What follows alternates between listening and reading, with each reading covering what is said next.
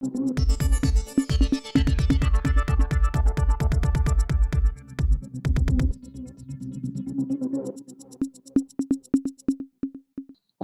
இது news focus Tamil. இன்றைய நமது சிறப்பு விருந்தினர் திமுகவினுடைய முன்னாள் சட்டமன்ற உறுப்பினர் கடலூர் இல புகழேந்தி அவர்கள். ஐயா வணக்கம். அனைவருக்கும் வணக்கம். உத்தரப்பிரதேஷ் மற்றும் உத்தரகாண்ட் மாநிலங்கள்ல பாஜக ஆளக்கூடிய மாநிலங்கள்ல கன்வார் யாத்திரை அப்படின்ற பேர்ல ஒரு சிவன் கோயிலுக்கு பக்தர்களுடைய ஆன்மீக பயணம் அப்படிங்கிறது நடக்கிறது வழக்கம். அது இந்த ஆண்டு நடக்க இருக்கிறது. இந்த ஆண்டு என்னன்னா அந்த பயணம் நடைபெறக்கூடிய அந்த சாலைகள்ல இருக்கக்கூடிய கடையுடைய உரிமையாளர்களோட பெயர் பலகைகளை வைக்கணும்னு சொல்லி புதிய உத்தரவு பிறப்பிக்கப்பட்டிருக்கு.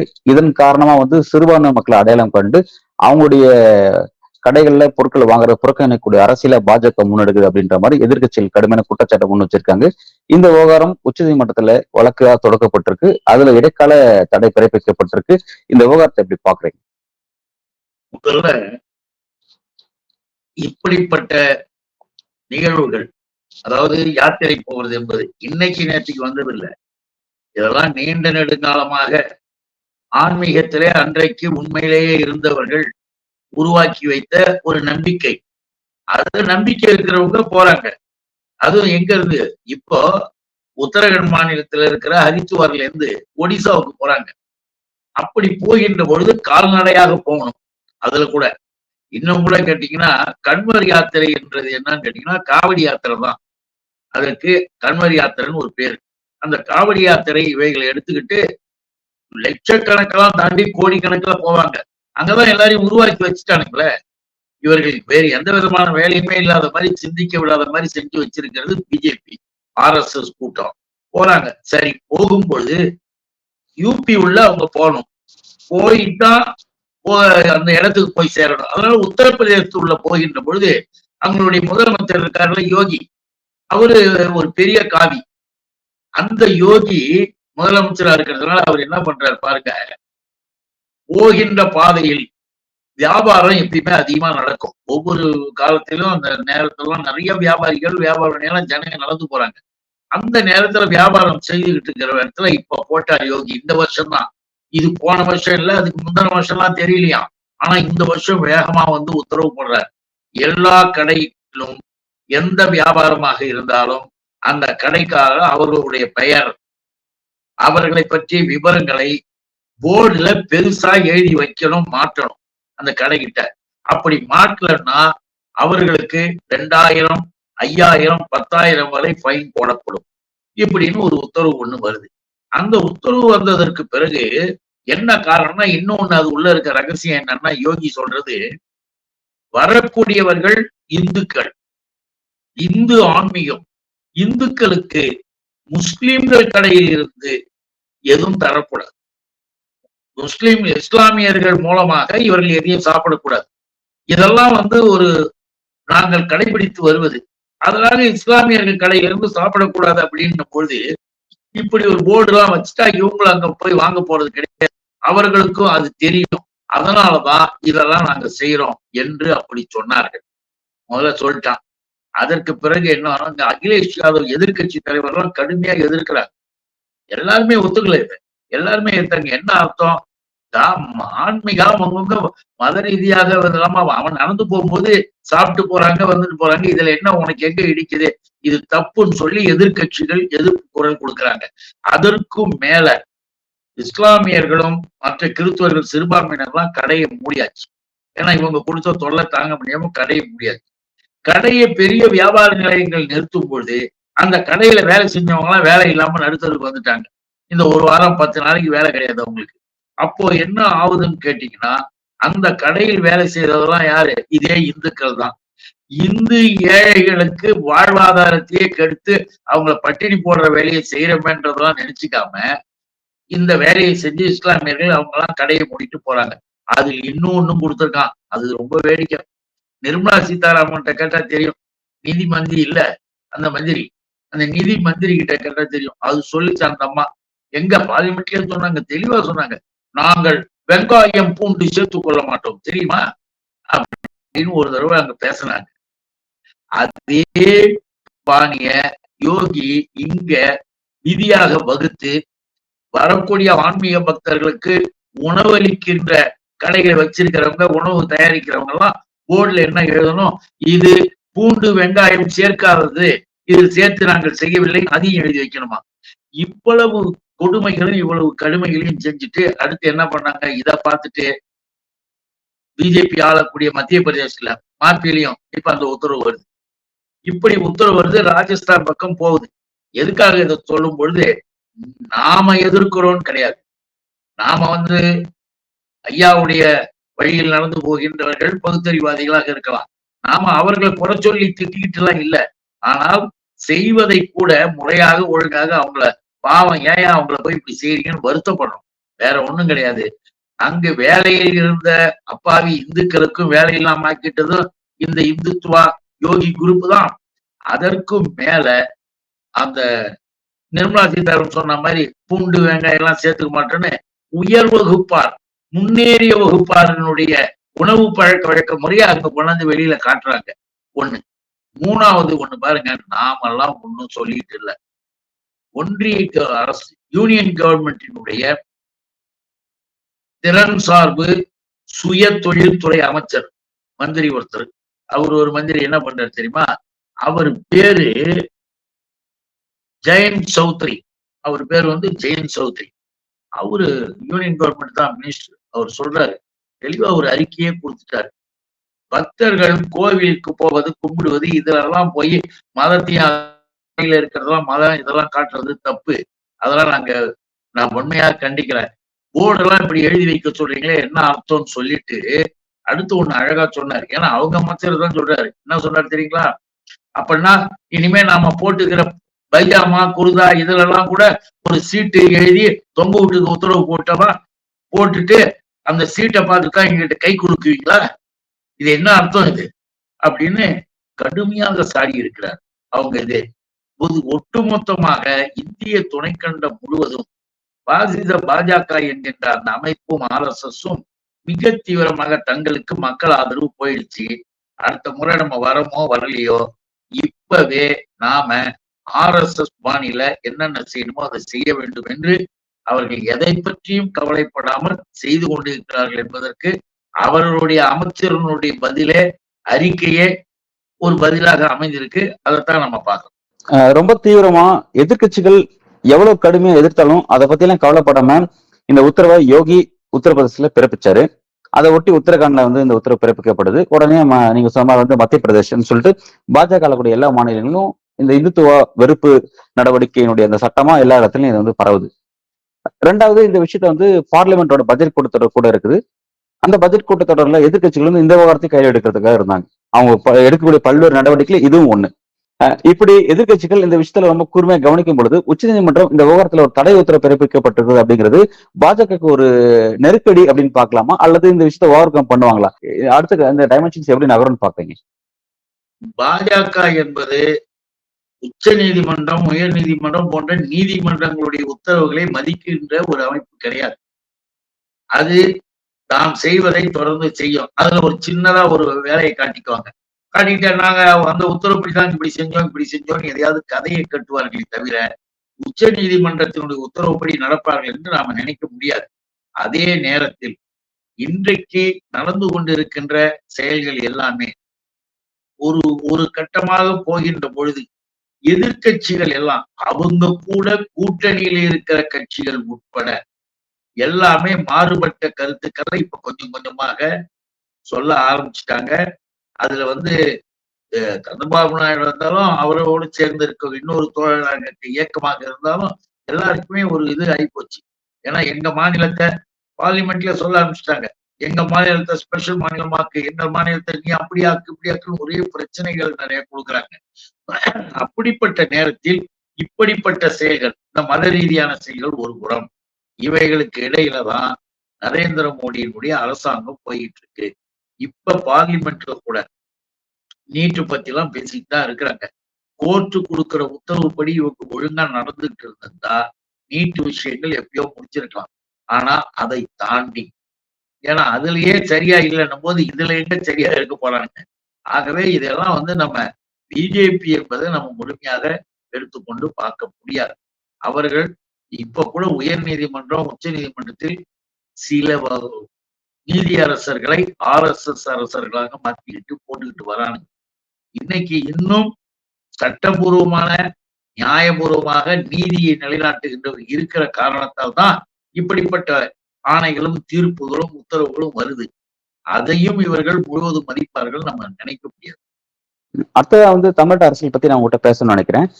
திமுக 2026 சட்டப்பேரவை தேர்தலுக்கான இப்போ தேர்தல் குழுக்கள் அதை நோக்கியான வேலைகளை திமுக கட்சி முன்னெடுக்க ஆரம்பிச்சிருச்சு. திமுகவுடைய தேர்தல் பணிக்குழு செயலாளராக நீங்க இருக்கீங்க. எதற்காக திமுக கிட்டத்தட்ட இன்னும் 2 ஆண்டுகள் 1.25 ஆண்டுகள்ட்டாவது இருக்கு, இதுக்கு இவ்வளவு வேகமா தேர்தல் பணிகளை ஆர்வம் காட்டணும்? அதாவது திராவிட முன்னேற்ற கழகம் என்பது நான் ஏற்கனவே சொன்ன மாதிரி சமுதாய மக்கள் சீர்திருத்த இயக்கம். வெறும் அரசியல் கட்சிகளாக இருந்தா தேர்தல் தேதி அறிவிச்சோன்னா கூட போய் போட்டு கேளு, இதை கேளு, அப்படி செய் இப்படி செய்யலாம். இது ஒரு இயக்கம். இந்த இயக்கம் அடிப்படை கொள்கைகள், அந்த கொள்கைகள் சமூக நீதி அடிப்படையில் நம்முடைய இப்போ மாண்புமிகு முதல்வர் எங்களுடைய தலைவர் அண்ணன் தளபதி அவர்களும் இன்றைக்கு அதற்கான குழு ஒண்ணு அமைச்சிருக்காரு, ஒருங்கிணைப்பு குழு இல்லையா? இந்த குழுக்கள் ஏற்கனவே நாடாளுமன்ற தேர்தலிலும் இப்படி அமைக்கப்பட்டு தேர்தல் பொறுப்பாளர்களாக ஒவ்வொரு தொகுதிக்கும் பொறுப்பாளர்கள் அமைச்சு பணிகளை பார்த்தோம். அப்படி பணிகளை பார்ப்பது என்பது ஒரு பெரிய தவறானதோ அவசரமோ அதெல்லாம் கிடையாது. நிதானமாகவும் பொறுமையாகவும் எந்த தவறு நடக்காம எல்லா வகையிலையும் மக்களை பார்ப்பது சந்திப்பதற்கான வேலைகளை செய்யறோம். அதுல எந்த விதமான ஒரு இதையும் நம்ம தவறையும் ஒன்னையும் பார்க்க முடியாது. இப்ப அந்த குழுக்கள் அமைச்சு எங்களுடைய இளைஞரணி செயலாளரும் விளையாட்டுத்துறை இளைஞர் நலத்துறை அமைச்சரினுடைய பாசத்திற்குரிய தம்பி உதயநிதி ஸ்டாலின் அவர்கள் தன்னுடைய கருத்துக்கள் தன்னுடைய பணிகளை தீவிரமாக மக்களிடம் கொண்டு செல்கிற வேளையில் இளைஞரணியின் மூலமாகவும் போறார். ஏன் இப்படியெல்லாம் ஏன் இப்படி செய்யணும், பேசாம இன்னும் 2 வருஷம் 1.5 வருஷம் இருக்கே அப்படின்னு நம்ம நினைக்கலாம். ஆனால் வழக்கமாக ஆரோக்கியமான, அதாவது ஹெல்தி பாலிடிக்ஸ், ஆரோக்கியமான அரசியல் எதிரிகள் இல்ல. நீயா நானா என்று போட்டி போடுவதில் அரசியல்ல இந்த கருத்து என்னது, இந்த கருத்து உங்களுது, என் கொள்கை பெருசா உன் கொள்கை பெருசா என்கின்ற அந்த நிலைகளினால ஒரு இதெல்லாம் மாறி போய் இப்ப நமக்கு எதிராக இருக்கக்கூடியவர்கள் எதையும் செய்ய தயாராவார்கள். அதான் முக்கியம். இப்பயும் எனக்கு நினைவிற்கு வருகிறது, செஞ்சினத்தினுடைய புரட்சியாளர் மாவோ அவர்கள் தான். அவருடைய அந்த உரை என்பது நின்று நிலைப்பது. நம்முடைய எதிரிகள் தான் நாம் எடுக்க வேண்டிய ஆயுதத்தை குறிப்பிடுகிறார்கள். நீ என்ன ஆயுதம் எடுக்க வேணும்னு அவன் தான் முடிவு பண்றான்னு பாரு. இங்க தமிழ்நாட்டுல உங்களுக்கு எதிர்கட்சியா இருக்கக்கூடிய அதிமுகவோ அல்லது நாங்கதான் எதிர்கட்சின்னு சொல்லக்கூடிய பாஜகவோ என்ன விதமான அரசியல இப்ப உங்களை தேர்தல் நோக்கி உந்தி தள்ளுறாங்க? அவங்க என்ன விஷயத்த இப்ப கையில எடுத்திருக்காங்க? 2 பேருமே பாத்தீங்கன்னா பலவீனமா இருக்காங்க. அதிமுகவும் பலவீனமா இருக்கு. உட்கட்சி பூசல் அதிமுக பெரிய அளவு சிக்கிருக்கு. பாஜக பெரிய அளவில் அறிக்கையை தாண்டி அவங்களால எங்கேயும் ஃபீல் ஒர்க் பண்றது இல்லை. அப்படி இருக்கும்போது உங்களுக்கு என்ன நெருக்கடி வந்துச்சு? இப்ப என்ன நெருக்கடின்றதெல்லாம் ஒண்ணும் கிடையாது. நாங்க பாத்துக்கிட்டு இருக்கும் போது எங்களுக்கு தெரியுது, திரைக்கு வெளியில் இருப்பதை நீங்க சொல்றீங்க, திரைக்கு அந்த புறம் இருப்பதை நாம பாக்குறோம். திரை மறைவில் எல்லாம் ஒண்ணுதான். திமுகவை எப்படி வீழ்த்த வேண்டும், திமுகவுக்கு வெற்றி வாய்ப்பை எப்படி நாம பறிக்க வேண்டும் என்பதுல ஒரு தனி கூட்டணியாக உள்ள செட் பண்ணிட்டு இருக்கிறாங்க. இந்த செட் பண்ணிட்டு இருக்கிற இந்த நிலையை நாம புரிஞ்சுக்கிட்டதுனாலதான் எந்த ரூட் காஸ்ட்ல இவர்கள் நம்ம அட்டாக் பண்ணாலும் கடைசியா ஒன்னா சேர்ந்துகிட்டு தேர்தலில் நிக்க போறாங்க. அது நமக்கு தெரியும். அதனாலதான் நீங்கள் எப்படி திட்டங்களை போட்டு ரகசியமா வந்தாலும் சரி, நாங்க நேரடியாகவே தெரிவித்து விட்டு எங்கள் தேர்தல் பணியை தொடங்குகிறோம். அதிமுகவும் தேர்தல் பணியை தொடங்குறதாக ஒரு அறிவிப்பு சொல்லிட்டாங்க. ஆனா அதிமுக நீங்க சொன்ன மாதிரி எது அதிமுகன்னு ஒருத்தர் அடிச்சுக்கிட்டு இருக்கிறதே இன்னும் நேரம் போகல உங்களுக்கு. அதுல மாறி எல்லாம் நடந்துகிட்டு இருக்கு, அது வேறு. ஆனால் அவர்களும் தேர்தல் பணியில நான் இறங்குறேன்னு ஒரு அறிக்கை கொடுத்துட்டாங்க. நாம சொல்ல விரும்புவது, மக்கள் பணியாற்றுவதும் மக்களுக்காக செய்வதும் இன்னும் தீவிரமாக கடை நிலை வரைக்கும் நம்ம திட்டங்களும் நம்ம சட்டங்களுடைய பலன்களும் போயிருக்கா அப்படின்னு நம்ம பார்க்கறது தப்பு கிடையாது. அந்த வகையில பார்த்து உங்களுக்கு எல்லா நன்மையும் தொடர்ந்து செய்ய வேண்டும், அதற்காகத்தான் நாங்க மறுபடியும் வரப்போறோம் அப்படின்னு சொல்ற அந்த பிரச்சாரத்தை நான் வரவேற்கிறோம். 2வதாக எதிர்கட்சி தலைவர் எடப்பாடி பழனிசாமி திமுக மீது ஒரு குற்றச்சாட்டை முன்வைக்கிறாரு. நீங்க ரொம்ப வேகமா அமைச்சர் உதயநிதி ஸ்டாலினை வந்து துணை முதல்வர் என்ற அந்த அந்தஸ்து நோக்கி நீங்க நகர்த்துறீங்க? ஏன் திமுக எவ்வளவு சீனியர்ஸ் எல்லாம் இருக்காங்க, ஏன் அவங்களுக்கு எல்லாம் வாய்ப்புகளை கொடுக்கல? ஒரு குடும்ப கட்சிங்கிற திரும்ப திரும்ப நீங்க நிரூபிக்கிறீங்க அப்படிங்கிற மாதிரி அவர் ஒரு விமர்சனத்தை உங்க மீது முன்வைக்கிறாரு. ஃபர்ஸ்ட் ஆஃப் ஆல் வந்து அந்த கருத்தை எப்படி பாக்குறீங்கிறது ஒண்ணு. ரெண்டாவது, உண்மையிலே வந்து உதயநிதி ஸ்டாலினை துணை முதல்வராக்க திமுக முயற்சி செய்யுதா? அதை பற்றி உங்களோட கருத்து? முதல்ல நீங்க கேட்ட மாதிரி கேள்வி கேட்ட அந்த எடப்பாடிக்கு ஒண்ணு நான் சொல்ல விருப்பப்படல. என்னன்னா, உதயநிதி ஸ்டாலின் அப்படின்னு ஒண்ணு ஏன் பயந்து போய் எடுத்த உடனே அறிக்கை? அது என்ன பயம் அந்த பேரை பார்த்தா? அந்த பேருக்கு என்ன அந்த அளவுக்கு வேல்யூ இருக்கு? இப்ப எதிரி பகைவன் என்று சொல்லப்படுகிற ஒன்னையே ஒரு ஆட்டம் ஆட்டிடுச்சு. இது உண்மையா, நாளைக்கு வருதா போதா என்பதெல்லாம் முதலமைச்சர், எங்களுடைய தலைவர் தளபதியினுடைய ஆணையை பொறுத்து இருப்பது. ஆனா அந்த தகவல்கள் வந்ததுன்னே கபகபன் கத்தின்னு இருக்கிய. ஆக இதில் இருந்தே உதயநிதி ஸ்டாலின் கடைக்கோடியில் இருக்கின்ற மாநிலத்தின் கடைக்கோடி கன்னியாகுமரி மாவட்டத்திலிருந்து இங்கே இருக்கக்கூடிய பல்வேறு பகுதிகளை சார்ந்த அனைத்து மாவட்டங்களிலும் தலையிலிருந்து கால் வரை உதயநிதியே தெரியாதவங்க இல்ல. நம்பர் 1. நம்பர் 2, எளிமையே வலிமையாக இருப்பது இன்றைய காலத்திற்கு ஏற்ற அறிவியல் பார்வை. நம்பர் 2. நம்பர் 3, எந்த நேரத்திலும் எந்த சூழ்நிலையிலும் பதவிக்காகவோ வேறு எதற்காகவோ எங்கள் கொள்கையை நாங்கள் விட்டுக் கொடுக்க மாட்டோம் என்ற அந்த துணிச்சலும் அந்த தைரியமும் சனாதனத்தை அழித்தே தீர வேண்டும் ஒரு கருத்தை சொல்ல இந்தியா முழுவதும் பேசுறது. இதெல்லாம் எடப்பாடி தெரியுமா? இந்தியா முழுவதும் மட்டுமல்ல, பார்லிமெண்ட்லயே ஒரு ஆளு நம்ம உதயநிதி அவர்களை பற்றி பேச. ஆக இந்திய துணைக்கண்டம் முழுவதும் திராவிட இயக்கத்தினுடைய கொள்கையை அழுத்தமாக சொல்கிற ஒரு இளைஞன் அங்கே இருக்கிறார். அவர் பேர் உதயநிதி ஸ்டாலின். அவர் இளைஞர் நலத்துறை அமைச்சராக இருக்காரு, வெளிப்படையா ஆயிப்போச்சு. ஆக இப்படியெல்லாம் படிப்படியாக அவர் ஒண்ணு இன்னைக்கு வந்து இவனுங்க மாதிரி அரசியல் புதுசா குறுக்கிடுறேன். கலைஞர் இருந்த காலத்திலயும் வாரிசு அரசியல் திமுகவுல இருந்துச்சு. அவர் உயிரோடு இருந்த வரையும் ஸ்டாலின் வந்து செயல் தலைவர் அப்படின்ற மாதிரி தான் வச்சிருந்தாரு. அந்த மாதிரி அவர் மரணத்துக்கு பிறகுதான் வந்து இந்த போஸ்ட் வந்து அவர் பஞ்சு அப்படின்னும் போது அவர் வந்து இந்த வாரிசு அரசியல தனக்கு பிறகு யார் திமுகல தன்னுடைய இடத்துக்கு வரணும் அப்படிங்கறதுல அவர் வந்து கொஞ்சம் பொறுமை காத்தாரு. பட் ஸ்டாலின் வந்து அந்த விஷயம் ரொம்ப வேகமா காட்டாரு. இந்த வேகம் வந்து உங்களை எந்த வகையிலும் பாதிக்காதா? கலைஞர் பயந்த பயம் வந்து ஏன் ஸ்டாலினுக்கு இல்லாம போச்சு இந்த விஷயத்துல? எல்லா மக்களும் அடிமட்ட தொண்டனில் இருந்து தலைமையில் இருக்கிற அனைத்து நிர்வாகிகள் உட்பட, மாவட்ட செயலாளர்கள் உட்பட, தலைமை கழக செயலாளர்கள் உட்பட அனைவரும் அனைத்தும் இங்கே எங்களுடைய தலைவர் முதல்வர் தளபதி அவர்கள் ஒன்றை சொல்லுகிறார் என்றால், ஒன்றை செய்கிறார் என்றால், ஒன்றை அறிவிக்கிறார் என்றால், அதன் மூலமாக இந்த இயக்கத்திற்கு எதிர்காலம், இந்த இயக்கத்திற்கான வளமும் நலமும் அதுல இருக்குன்னு அர்த்தம். இன்னும் இந்த திமுகவை வந்து எவனும் தொட முடியாம இருக்கிறதெல்லாம் பார்க்கணும். எங்க குடும்பத்து விஷயத்துல நாங்க பேசிட்டு இவ்வளவு கவலைப்பட வேணாம் அடுத்தவங்க எல்லாம். ஏன்னா இன்னும் அடுத்த 50 ஆண்டுகளுக்கு 60 ஆண்டுகளுக்கு திமுகவை, அதற்கடுத்து இன்னும் 100 ஆண்டுகளுக்கு திராவிட முன்னேற்ற கழகம் திராவிட இயக்கமாக போவதற்கான யார் தலைமையேற்று இப்ப நடத்தினா சரியாக இருக்கும். எல்லாரும் சேர்ந்து நாங்க முடிவெடுக்கிறோம்னா எங்க தலைவர் அறிவித்த அடுத்த வினாடியிலிருந்து நாங்கள் அந்த தலைமை பொறுப்பிற்கு உரிய மரியாதை தர நாங்க தயாரா இருக்கும் போது வெளியில இருந்துகிட்டு எதுக்கு? உங்களுக்கு ஆளும் இல்ல, காலம் இல்ல, தேலும் இல்ல, ஒண்ணுமே இல்ல, சுத்தி சுத்தி தெரிஞ்சுக்கிட்டு யாராவது காலில் விழுந்து அவங்க செருப்பு தூக்கின்னு போடுறது, ஜீப்ல வந்தாங்கன்னா அந்த ஜீப்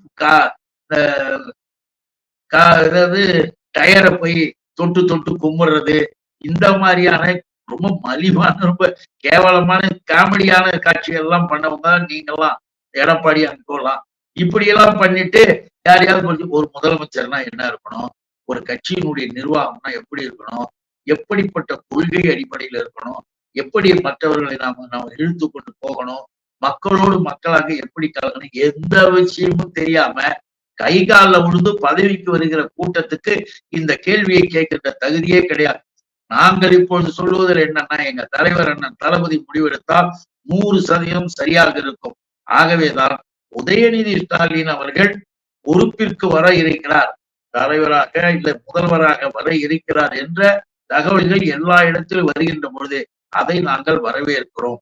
முதல்வராகவோ துணை முதல்வராகவோ தளபதி அவர்கள் எந்த முடிவு எடுத்தாலும் இயக்கத்துக்கும் நாட்டுக்கும் நல்லது. அதுல இதுக்கு மேல வந்து சிந்திக்க வேண்டிய அவசியமே இல்லை. பல்வேறு கேள்விக்கு ரொம்ப ஆழமா ஒரு கருத்துக்களை வழங்கியிருக்கீங்க. உங்களோட கருத்துக்கும் வருகைக்கும் மிக்க நன்றி. அனைவருக்கும் வணக்கம். நன்றி.